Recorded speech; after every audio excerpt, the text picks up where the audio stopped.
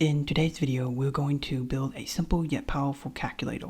Whether you're a beginner or have some experience with Arduino, this project is perfect for expanding your skills. I'll guide you step by step through the wiring and the code. By the end, you'll have your very own DIY Arduino calculator. So without further ado, guys, let's get started.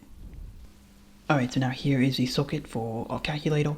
Now I'm not going to completely explain everything about the keypad or the LCD display. I made a tutorial on the keypad, so if you want to look at that video, I have a link down below to that video. I haven't yet made a video about the LCD display, but I do plan to do that in the future. So I'm not going to explain in depth about these components. I'm just going to show you how they're wired up and maybe a little bit of what the pins do, but that's pretty much it. So now first I'm going to go ahead and explain how to connect up the keypad.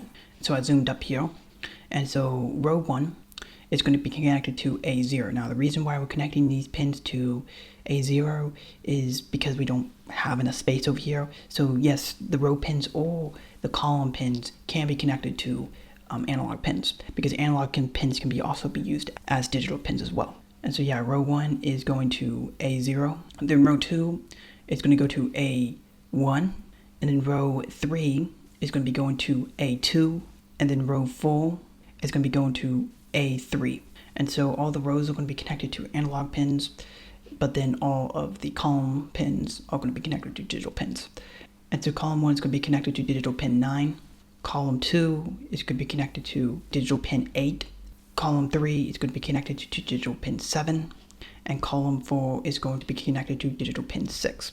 And so now I'm going to go ahead and explain about the LCD display. And so I'm just going to go in order from the far right pin all the way up to the far left pin. And so the first pin is G&D. This sometimes can be labeled VSS, and this pin is going to be connected to the ground rail on the breadboard, and this ground rail is then going to be connected to the G&D pin on the Arduino. Then the power pin, which sometimes can be labeled VCC or VDD, is connected to the positive rail on the breadboard, which is connected to the 5V pin on the Arduino. And then the next pin that is labeled VO is connected to the middle pin of this potentiometer here. This pin is responsible to provide how bright the LCD screen is going to be, and so with this potentiometer we can adjust that. And so we're going to connect the VO pin to the middle pin on the potentiometer. And then one side of the potentiometer, it doesn't matter which side it is going to be connected to positive 5 volts, and then the other side is going to be connected to ground. And then I'm going to zoom up for a little bit closer here, and we have the RS pin. It's going to be connected to pin 12, and then the RW pin is going to be connected to ground on the breadboard, and then the E pin, which sometimes I believe can be labeled EN, is connected to pin 11. And then we're going to go ahead and skip these 4 pins right here because we're not going to be using them. And so then we're going to skip all the way to the D4 pin, which sometimes can be labeled, as you can see right here, DB, I guess. But my LCD is actually labeled D, so it's D4. And so the D4 pin is going to be connected to pin 5. And then the next pin, D5 or DB5, is going to be connected to digital pin 4. And then D6 is going to be connected to digital pin 3, and then D7 is going to be connected to digital pin 2. And so these pins just help us so we can send information to the LCD display.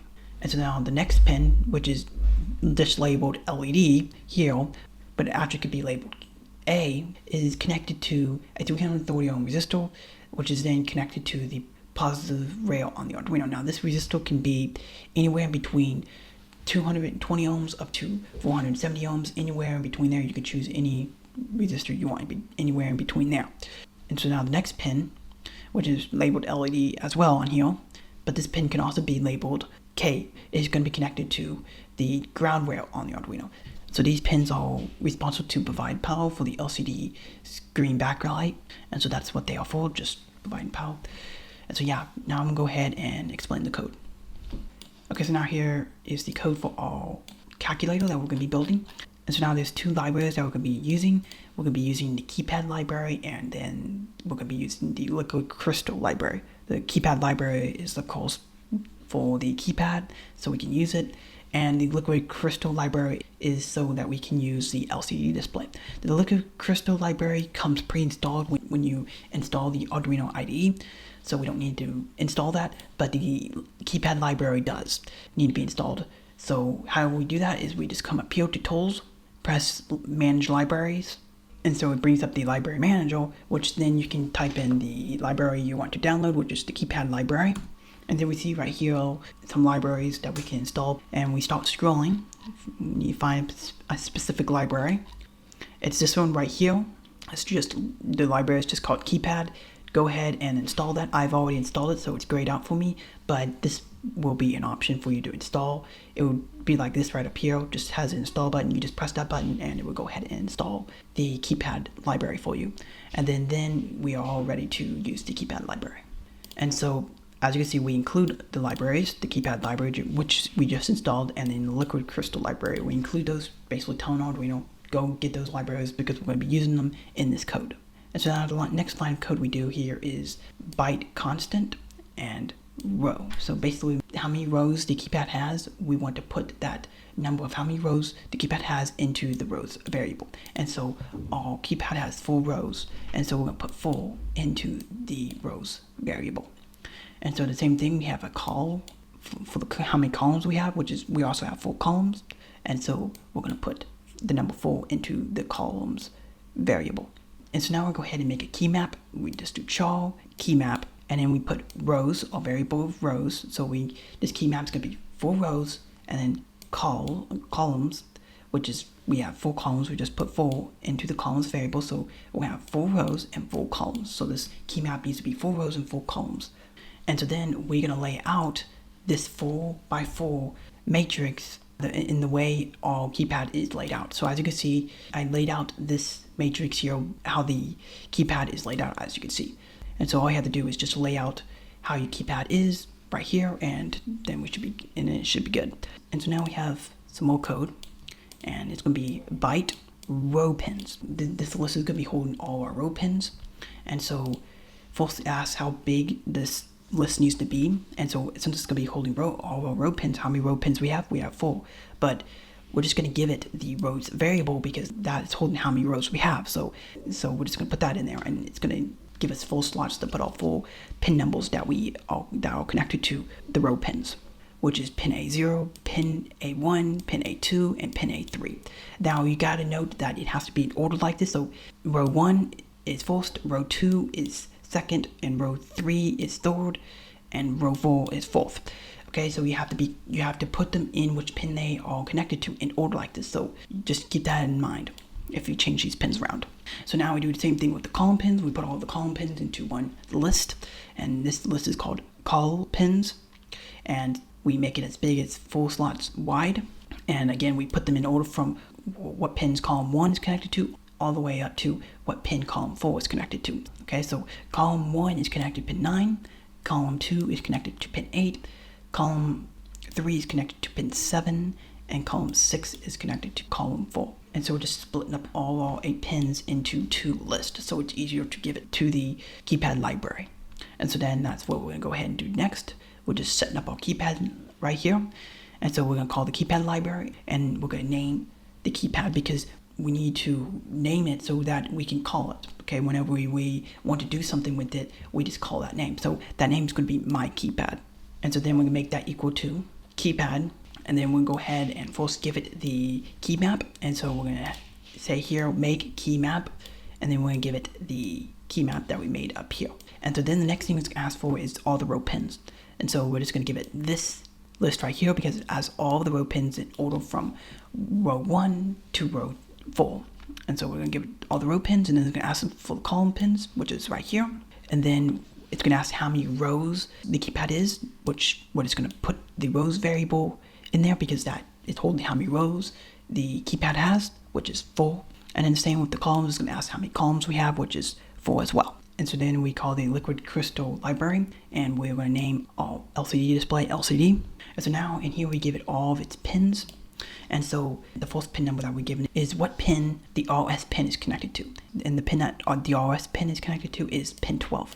The second pin is going to ask for is the E pin or the EN pin. Okay, so this pin is the second pin that you put in there. And so the next pin is going to ask for is the D4 pin, which is connected to digital pin 5. And then it's going to ask for what pin the D5 pin is connected to, which is connected to digital pin 4 on the Arduino. And then it's going to ask for what pin the D6 pin is connected to, which is connected to pin 3. And then the last pin it's going to ask for is which pin D7 is connected to, which is pin 2. And so hopefully that's not confusing, but you got to put it in that order. You can switch the pins around, but it has to be in that order. If it's not, then it's not going to work properly.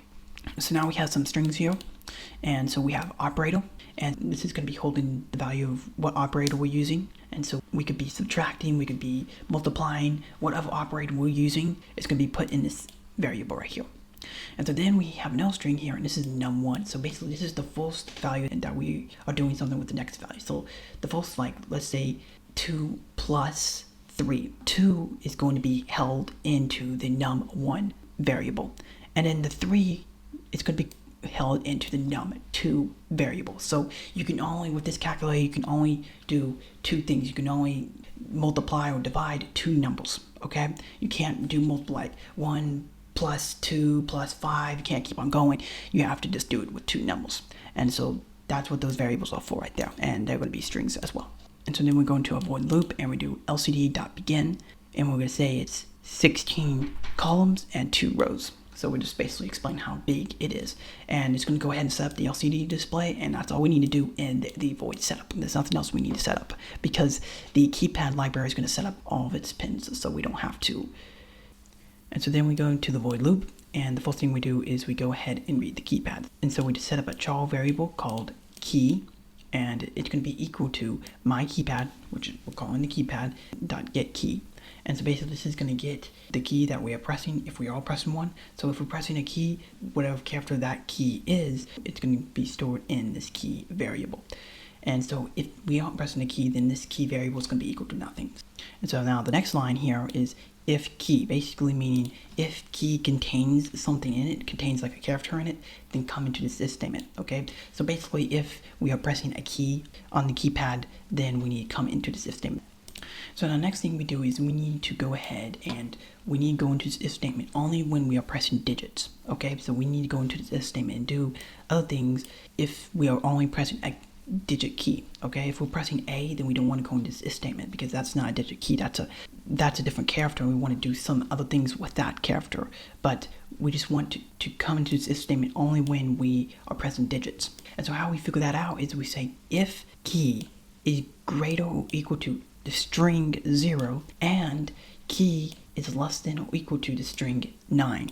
So the thing not making any sense, like, okay, how are we able to see that a string is greater than another string? Yeah, you can do it with integers, but never heard of doing it with strings. And that is sort of true, but what I gotta tell you is that each character has its own numeral value. And so 0, for example, it has the numeral value 48. So that's its number, basically. And so then 9 has a numeral value of 57, okay? So anywhere in between 48 and 57 is assigned to a string of a digit. And so anywhere in between 48 and 57, that number is representing a digit character. Basically here we're just making sure that we are only coming to this if statement only when we are pressing a digit number. So that's how we figured that out. And so now we're coming here and say if operator equals nothing, okay? So if the operator doesn't equal nothing, that means we haven't decided what operator we are using. So basically we're setting up our first number. That's basically what the user is doing right now. If we haven't made the operator equal to anything, it's still typing out that first number that we are going to be adding or subtracting another number to. And so we're going to go ahead and add something to number 1 because we're still typing out number 1. So we're going to add the key value to num1. And you may be wondering, okay, now this is a string still. We can't be adding strings to another string. Well, in this case, it's not like normal numbers how you can just, add a number and it, adds that number up. What happens with a string is that, let's say we already have a 6 in num1, and now we want to add an 8 to that.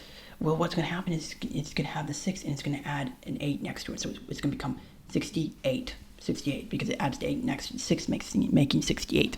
And so that's basically what we're doing. We're just adding a number next to the other number, making it a bigger number. And so now if the operator equals to something, that means we are now typing out the second number that we are adding or dividing to. And so we're going to come in here and we're going to add the key to num2 because we are typing out our second number now. And so that's all we do in this if statement. Hopefully that makes sense. And so basically we just get out of this if statement and then we continue on our way. Now, if the statement is not true right here, then it's just going to continue going on. So if the statement isn't true, basically if the key value is not a digit, let's say it's maybe C or the hashtag, then it's just going to continue going on and it's going to run into these if statements. So if the key variable equals the string A, then that means we want to make the operator adding, because we're going to be adding another number to another. So we want to do that. So we're going to make operator equal to the symbol, the addition symbol. And so that's what we're going to do here. But let's say now we press B, then that means we want to subtract another number from a known number. So we're going to make operator equal to the subtraction symbol. And so then we go down to the next if statement. So if we press C, then we want to divide. So we're going to make operator equal to the division symbol. And so now, if key equals the star, which stands for multiplying, so if we want to multiply a number from another number, then we're going to make operator equal to the multiplier symbol. And so yeah, that's how we choose what is the operator.